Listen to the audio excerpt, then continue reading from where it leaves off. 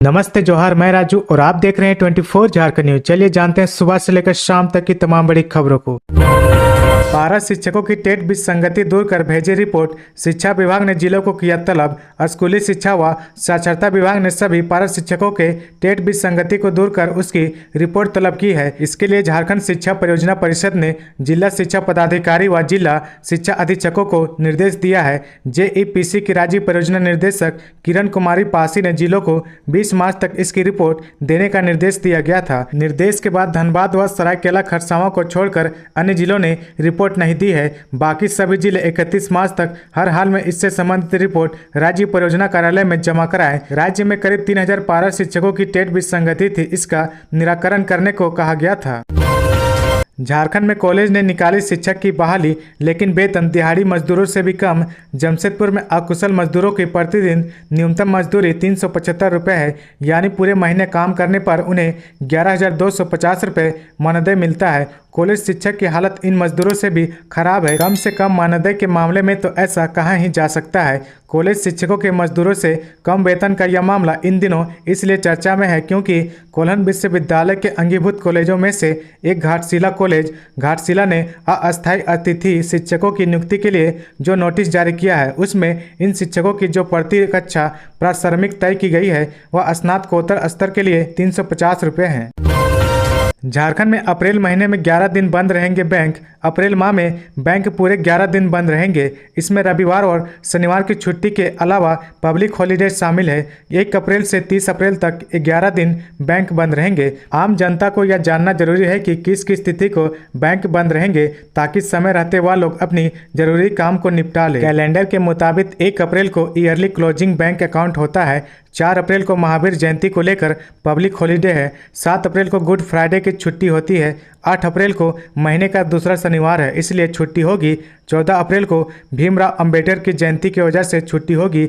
22 अप्रैल को महीने का चौथा शनिवार है, इसलिए बैंक में अवकाश रहेगा। वहीं 2, 9, 16, 23 और 30 तारीख को रविवार की वजह से साप्ताहिक अवकाश रहेगा। रिम्स में 18 दिनों में H3N2 के सिर्फ 10 सैंपल की हुई जांच। स्वास्थ्य विभाग के निर्देश के बावजूद राज्य में H3N2 इन्फ्लुएंजा वायरस की जांच नहीं हो रही है। राज्य की सबसे बड़े अस्पताल रिम्स में पिछले 18 दिनों में सिर्फ 10 सैंपल की जांच हुई है। माइक्रोबायोलॉजी विभाग का कहना है कि उनके पास जांच के लिए सैंपल ही नहीं आ रहे हैं, जबकि पर्याप्त संख्या में जाँच किट उपलब्ध है। बदलते मौसम में सामान्य फ्लू के मरीजों की संख्या बढ़ गई है। सरकारी व निजी अस्पतालों में OPD में रोज फ्लू के 30 से 35 मरीज इलाज कराने आ रहे हैं। रिम्स में मेडिसिन के विभाग अध्यक्ष डॉक्टर विद्यापति ने बताया कि फ्लू के मरीज बढ़े हैं, लेकिन उनको दवा देकर छुट्टी दे दी जा रही है। H3N2 का लक्षण सामान्य फ्लू की तरह है, लेकिन अगर खांसी 1 सप्ताह से ज्यादा तक रहे तब H3N2 की जांच करानी चाहिए। घबराने की जरूरत नहीं, सिर्फ सावधान रहे और गाइडलाइन का पालन करें। आगे बढ़ने से पहले अगर अभी तक आपने इस चैनल को सब्सक्राइब नहीं किया तो प्लीज सब्सक्राइब कर ले, जिससे आपको झारखंड की हर छोटी से बड़ी खबर की अपडेट आप तक पहुँचता रहे।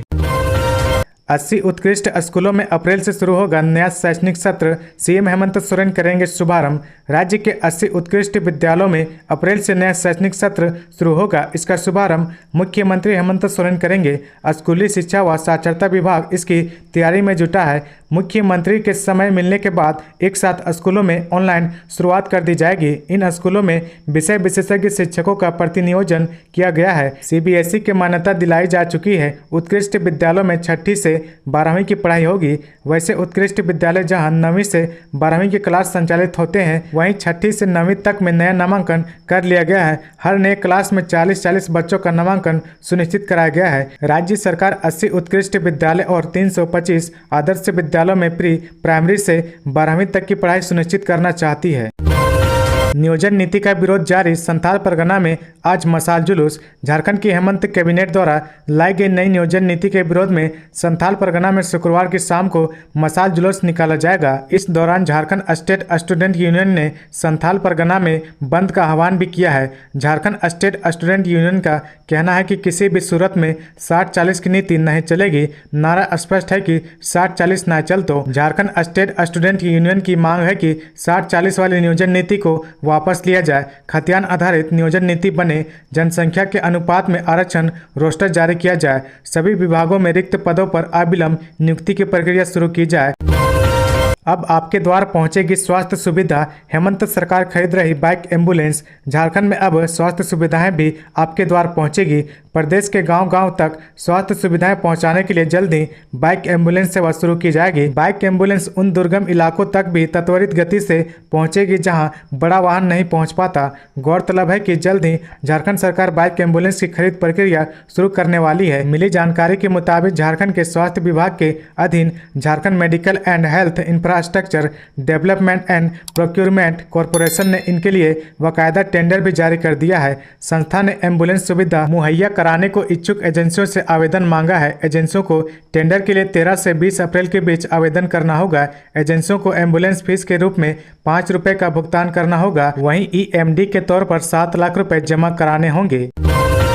आय से अधिक संपत्ति के मामले में बंधु तिर्की की झारखंड हाईकोर्ट में सुनवाई। लोअर कोर्ट से मांगा एलसीआर। हाईकोर्ट के जस्टिस नवनीत कुमार की अदालत ने आय से अधिक संपत्ति मामले में बंधु तिर्की की ओर से दायर अपील याचिका पर सुनवाई की। मामले की सुनवाई के दौरान प्रार्थी का पक्ष सुनने के बाद अदालत ने निचली अदालत से ओरिजिनल लोअर कोर्ट रिकॉर्ड प्रस्तुत करने का निर्देश दिया। मामले की अगली सुनवाई के लिए अदालत ने 9 मई की तिथि निर्धारित की है। सीबीआई की ओर से अधिवक्ता PAS पति उपस्थित थे। उल्लेखनीय है कि प्रार्थी बंधु तिर्की ने अपील याचिका दायर कर सीबीआई के विशेष न्यायाधीश की अदालत के सजा संबंधी आदेश को चुनौती दी है। सोना सोवरन धोती योजना के 65 लाख लाभुकों को नहीं मिला लाभ। पिछले साल 65 लाख गरीबों को मिलने वाली सोना सोवरन धोती लुंगी साड़ी योजना का लाभ अब तक लाभुकों को नहीं मिल पाया है। वहीं दूसरी ओर धोती साड़ी वितरण योजना के लिए वित्तीय वर्ष 2023-24 में 600 करोड़ रुपए के व्यय का प्रावधान किया गया है। सरकार की ओर से इस योजना की शुरुआत 16 अक्टूबर 2021 को की गई थी। इसके तहत राज्य के BPL कार्डधारियों को एक वर्ष में 2 बार 10-10 रुपए में धोती लुंगी व साड़ी देने का प्रावधान है। डाक विभाग की बहाली में 80% से ज़्यादा सर्टिफिकेट फर्जी मिले। डाक विभाग के झारखंड सर्किल में निकली बहाली की प्रारंभिक जांच में चौंकाने वाली जानकारी सामने आई है। करीब 80% से ज़्यादा आवेदक के सर्टिफिकेट फर्जी मिले हैं। इस मामले में एक आरोपी की गिरफ्तारी भी हुई है। उसने स्वीकार किया कि झारखंड समेत कई राज्यों में होने वाली बहाली में उसने फर्जीवाड़ा कराया है। अब यहां की टीम उसको लेकर झारखंड आएगी और यहां से इसका मिलान कराएगी। उसने बताया कि वह फर्जी सर्टिफिकेट बनाने का काम वर्षों से कर रहा। यह भी बताया कि एक सिंडिकेट के द्वारा इस तरह के दस्तावेज तैयार कराए गए थे। पश्चिमी सिंहभूम में वाहन की चपेट में आने से महिला आरपीएफ की मौत। पश्चिमी सिंहभूम जिले के चकरधरपुर चाईबासा मुख्य मार्ग उलीडीह पेट्रोल पंप के समीप भारी वाहन की चपेट में आने से एक महिला आरपीएफ की मौत हो गई। यह घटना अहले सुबह करीब 5 बजे की बताई जा रही है। वहीं घटना को अंजाम देने के बाद चालक वाहन को लेकर घटनास्थल से फरार हो गया। इस घटना की सूचना मिलते ही पुलिस पहुंची और मामले की छानबीन में जुट गई है। साइबर अपराधों ने कृषि लोन व ट्रैक्टर दिलाने के नाम पर गूगल पे के जरिए की 49,000 की ठगी। झारखंड के गुमला जिले के घाघरा थाना क्षेत्र के खपिया गांव के दंपति से कृषि लोन व ट्रैक्टर दिलाने के नाम पे गूगल पे ऐप के जरिए ठगी की गई है। कृषि विभाग का पदाधिकारी बनकर साइबर ठग ने दंपति से ठगी की है। कृषि विभाग का पदाधिकारी बनकर 49,400 रुपये की ठगी की गई है। झारखंड में अप्रैल माह से बढ़ जाएगी बिजली की दरें। अगले महीने से बिजली की दरें बढ़ जाएंगी। अप्रैल माह के अंत तक बिजली की नई दरें घोषित होंगी। बिजली की दरों में कितनी वृद्धि करनी है, इसका फैसला निर्धारण नियामक आयोग द्वारा आयोजित जन सुनवाई के बाद तय होगा। आयोग ने JBBNL के लिए जन सुनवाई की तारीख तय की है। 1 से 13 अप्रैल के बीच इसका आयोजन होगा। मिली जानकारी के अनुसार JBBNL की ओर से दाखिल टैरिफ पिटीशन के आधार पर सुनवाई होगी। यहाँ अलग अलग उपभोक्ताओं से पिटीशन पर चर्चा होगी। 13 अप्रैल के बाद कभी भी आयोग बिजली की नई दरें घोषित कर सकता है।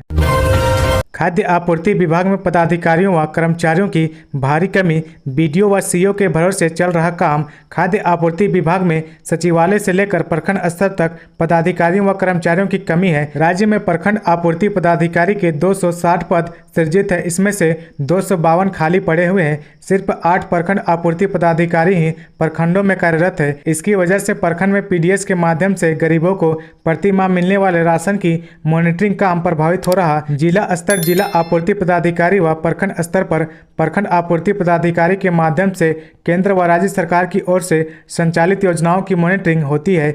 पद रिक्त होने की वजह से खाद्य आपूर्ति विभाग की ओर से बीडीओ व सीईओ को अतिरिक्त प्रभार देकर किसी तरह काम चलाया जा रहा है। राज्य में राष्ट्रीय व राज्य खाद्य सुरक्षा अधिनियम से लगभग 65 लाख गरीब परिवार जुड़े हुए हैं।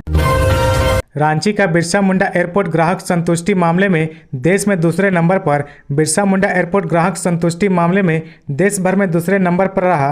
पहले स्थान पर उदयपुर एयरपोर्ट रहा। अप्रैल 2022 से मार्च 2023 के बीच घरेलू उड़ानों वाले एयरपोर्ट पर हुए ग्राहक संतुष्टि सर्वे में बिरसा मुंडा एयरपोर्ट को यह रैंकिंग मिली है। इस संबंध में एयरपोर्ट निर्देशक KL अग्रवाल ने बताया कि देश भर के 52 एयरपोर्ट में ग्राहक संतुष्टि सर्वे किया गया था। एयरपोर्ट अथॉरिटी ऑफ इंडिया ने एक निजी एजेंसी के माध्यम से सर्वे कराया था। इसमें एयरपोर्ट पर उपलब्ध जन सुविधा और उसकी कार्यप्रणाली का अवलोकन करने के बाद ग्रेडिंग दी जाती है। इसमें 50 से अधिक मानक तय किए गए थे।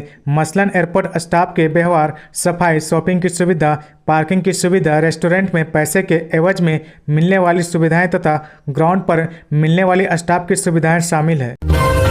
झारखंड वित्तीय वर्ष का अंतिम दिन आज अरबों रुपए की होगी निकासी। चालू वित्तीय वर्ष 2022-23 का 31 मार्च को अंतिम दिन है। बजट राशि की पूरी निकासी अब तक नहीं हो पाई है। वित्तीय वर्ष की समाप्ति के एक दिन पहले गुरुवार को वित्त विभाग के कोषागार बंद रखने के आदेश के बावजूद कई जिलों में कोषागार खोले गए। लातेहार, गिरिडीह, पलामू जिला में कोषागारों की राशि की निकासी की गई। लातेहार कोषागार से लगभग 18.11 करोड़ रुपए की निकासी की गई, जबकि पलामू कोषागार से 50 करोड़ रुपए की निकासी हुई। गिरिडीह जिला में कोषागार शाम 7:30 बजे तक खुला रहा। उधर 29 मार्च को रांची के तीनों कोषागार में लगभग 1000 विपत्र जमा हुआ था। तो ये थी आज की झारखंड की टॉप बड़ी खबरें। इसी तरह झारखंड की हर छोटी सी बड़ी खबर देखने के लिए आप हमारे चैनल 24 झारखंड न्यूज को सब्सक्राइब करके बेल आइकन प्रेस कर ले, जिससे आपको झारखंड की हर छोटी सी बड़ी खबर की अपडेट आप तक पहुंचता रहे। तो आज के लिए बस इतना ही। हमें दीजिए इजाजत, फिर मिलते हैं नेक्स्ट न्यूज में।